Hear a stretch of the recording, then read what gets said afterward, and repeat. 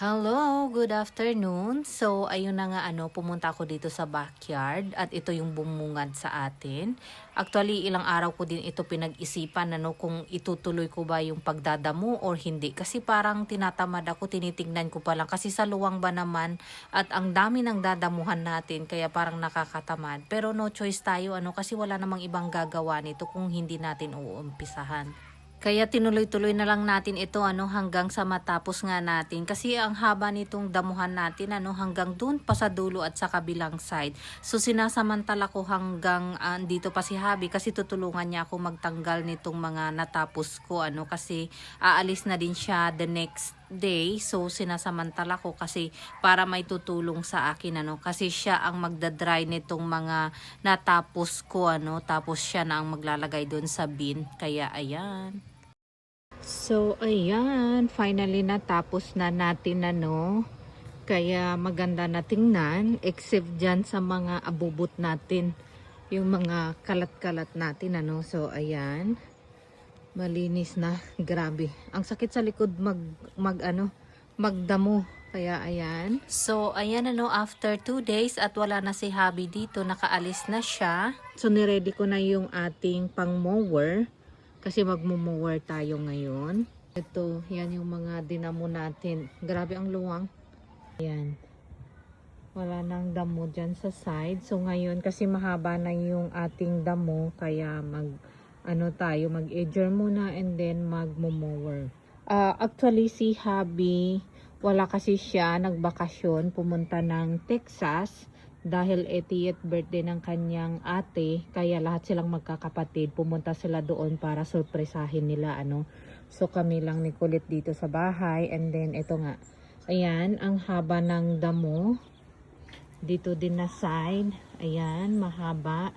Same thing doon sa front. Kaya tayo ang mag-aayos nitong ating backyard and front yard. So una, ang gagawin natin ay mag-e-edger tayo dito sa side para pag mower natin, kasi minsan yung sa gilid ng grass hindi makukuha ng mower so kailangan mag-edger tayo dyan. So yun ang gagawin natin ngayon.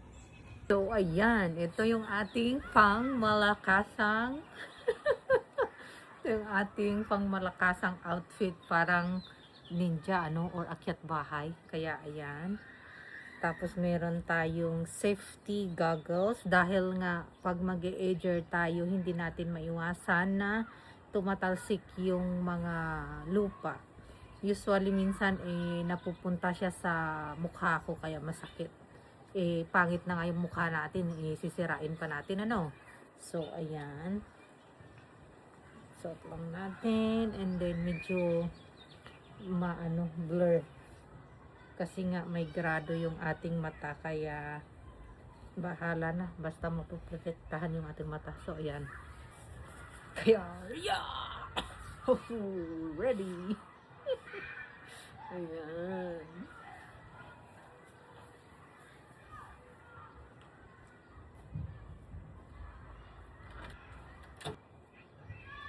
So ngayon magsa-start tayo dito sa front house So ayan, mag-e-edger tayo. Abay, bahala na kayo dyan at hindi professional yung taga-edger dito kaya hindi straight yung line, basta ang importante makuha at malinis natin yung mga damo sa side niya para at least pag i-mower natin maganda tingnan. Kasi minsan pag i-mower mo siya, may mga excess grass doon sa gilid, hindi na niya nakukuha, kaya kailangan i-edger muna natin siya bago natin umpisahan yung mower para maganda tingnan. So hayaan mo na yung line kahit hindi straight. Ang importante ay malinis. So after natin mag-edger ayan, magbo-blow tayo. Kailangan ibalik natin ito sa grass dahil nga pag mower natin makukuha yan siya para hindi doble yung trabaho. So kailangan malinis natin itong covered patio natin saka tayo magmo-mower para hindi pa ulit-ulit yung ating trabaho. Anyway, dito sa Amerika, yung mga bagay na hindi mo talaga nagagawa sa Pilipinas ay magagawa mo talaga dito. Kasi ako personally, hindi ko talaga ito nagawa or never ko itong na-try apply sa Pilipinas. Kasi nga sa Pilipinas, 'di ba, maraming tutulong sa atin kaya umaasa tayo na merong ibang gagawa. Pero dito talagang wala kang choice, ikaw talaga ang gagawa. Kahit sabihin mo may pambayad ka, afford mo naman magbayad ng tao na gagawa nito sa'yo, pero kung pwede mo naman gawin, why not, 'di ba? Ba't ka pa magbabayad? Unless super dami mong pera, edi mag-hire ka, 'di ba? Ganun lang naman 'yun. So ayan, maaliwalas ng tingnan. So ayan, maganda na tingnan, malinis na. Kasi tingnan mo yung difference kasi mahaba yung grass ng ating kapitbahay, kaya ayan. So next, doon naman tayo sa ating backyard.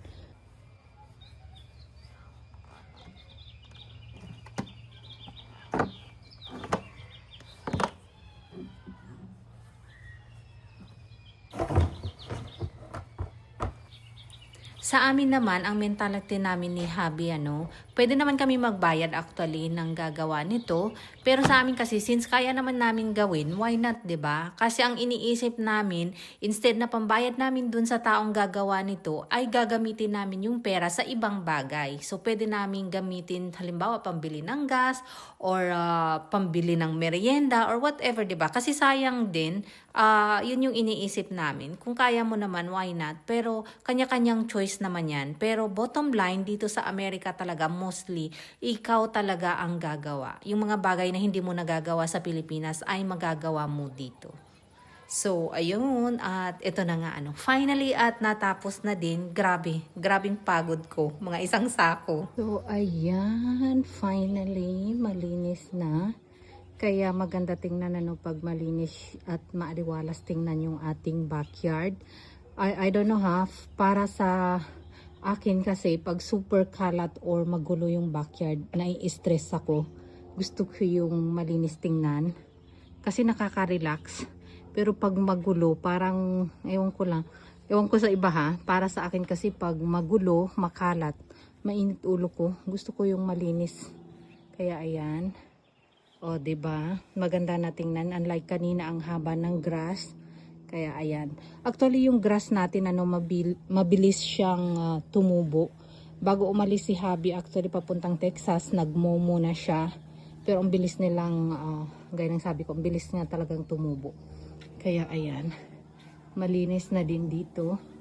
Yan sa ating backyard. Kaya tingnan niyo. Ang ganda ng aking orchids. Yan. Yung isa kakatapos lang mamulaklak, kaya yan. So, ayan. Grabe kakapagod. Medyo natagalan ako kasi nag-fill pa ako ng gas doon sa mower natin. Tapos, charge ko pa yung aking battery ng Ager, saka sa blower. Kasi, hindi ko na-charge kahapon. Kaya, nakailang ulit din ako charge, tapos kinukuha ko, hindi ko na maantay yung fully charge kaya ayan, o 'di ba, nakaka-relax tingnan. Grabe, sobrang nakakapagod kasi nga itong backyard natin maluwang kasi, kaya ayan, just imagine ang dami naming lilinisin ni Habi, lalo't tinanggal na nga namin yung aming gardener since dito lang naman kami sa bahay, so kami nang gumawa, kaya ayan, super maaliwalas na tingnan, malinis. Yun nga lang, maluwang-luwang, kaya maluwang din yung lilinisin natin. At the same time, ito, ayan, okay na yung ating binunot na damo, kaya ayan, maganda na tingnan. Mabilis siyang matuyo kasi tag-init na, although spring pa lang ngayon, pero mainit na talaga. So just imagine during summer, sobrang init. Kaya ayan, nakakatuwa. Dahil magsa-start na naman magbunga yung ating prutas. Ayan. Marami na siyang mga bunga. Yan. Same thing doon sa ating persimmon. So, ayan. So, yun lang. At ako'y magpapahinga na. But anyway, tingnan nyo. Ang ganda ng bulaklak ng aking cactus. Yan. O, diba nakakatuwa. Ayan, at magpapahinga na si Inday dahil saktong-sakto na sa 2 PM na ngayon. Paparating na din yung anak ko, so ayan, makapag-rest na tayo kasi malinis na So ayan. So yun lang, share ko lang. Bye!